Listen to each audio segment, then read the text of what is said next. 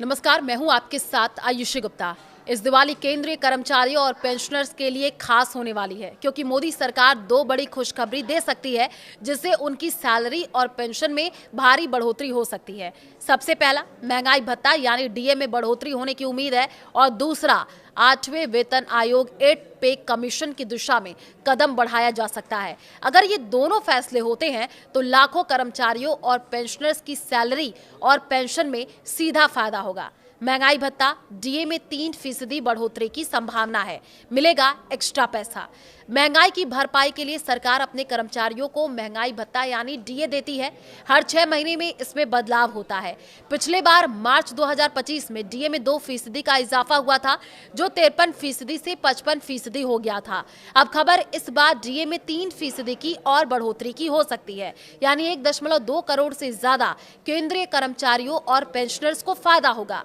Media reports के मुताबिक अगले महीने महंगाई भत्ता में 3% की बढ़ोतरी की संभावना है। इसका मतलब ये हुआ कि मौजूदा 55% डीए बढ़ करके 58% हो जाएगा। हालांकि सरकार की ओर से अभी कोई आधिकारिक जानकारी इस पूरे मामले पर नहीं दी गई है। ये बदलाव 1.2 करोड़ से ज्यादा केंद्रीय कर्मचारियों और पेंशनर्स को फायदा पहुंचाएगा। डीए बढ़ने से कितनी बढ़ जाएगी सैलरी और पेंशन? तो आपको बता दें कि महंगाई भत्ते का असर सीधे बेसिक सैलरी और पेंशन पर पड़ता है। सोचिए, अगर आपकी बेसिक पेंशन 9,000 रुपए है तो 55% डीए के हिसाब से आपको 4,950 रुपए मिल रहे थे। अब अगर डीए बढ़ करके 58% हो गया तो ये बढ़ करके 5,220 रुपए हो जाएंगे। इसका मतलब हर महीने 270 रुपए का सीधा फायदा मिलेगा।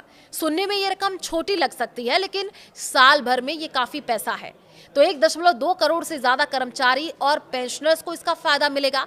इससे दशहरा और दिवाली पर जेब में कुछ एक्स्ट्रा पैसा होगा, जिससे आप खुलकर खरीदारी कर सकेंगे। 8वां वेतन आयोग 8 पे कमीशन पर अपडेट आई है।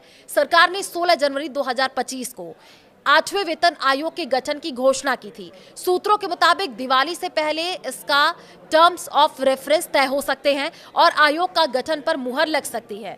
इस कमीशन का काम ये तय करना होता है कि आने वाले सालों में सरकारी कर्मचारियों की सैलरी, भत्ते और पेंशन कितनी होनी चाहिए। माना यह जा रहा है कि आयोग में 6 सदस्य होंगे। वेतन आयोग को रिपोर्ट देने के लिए आमतौर पर 15 से 18 महीने का समय लगता है। इस बार कोशिश है कि इसे 8 महीने में ही पूरा कर लिया जाए, ताकि 1 जनवरी 2026 से नई सैलरी और पेंशन लागू हो सके। अगर ऐसा हुआ तो सभी कर्मचारियों और पेंशनर्स की सैलरी में एक बड़ा उछाल देखने को मिलेगा।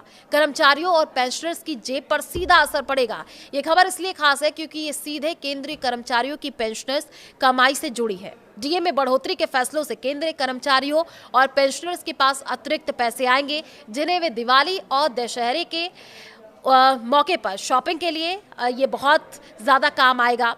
और ये उन लोगों के लिए भी राहत भरी खबर है जो हर महीने सैलरी और पेंशन का इंतजार करते हैं। वहीं 8वें वेतन आयोग की लागू होने से आने वाले समय में सैलरी और पेंशन में भारी बढ़ोतरी हो सकती है। तो ये दोनों खबरें मिल करके सरकारी कर्मचारियों और पेंशनर के लिए डबल गुड न्यूज़ है, जो उनकी दिवाली को और भी रोशन कर सकती है।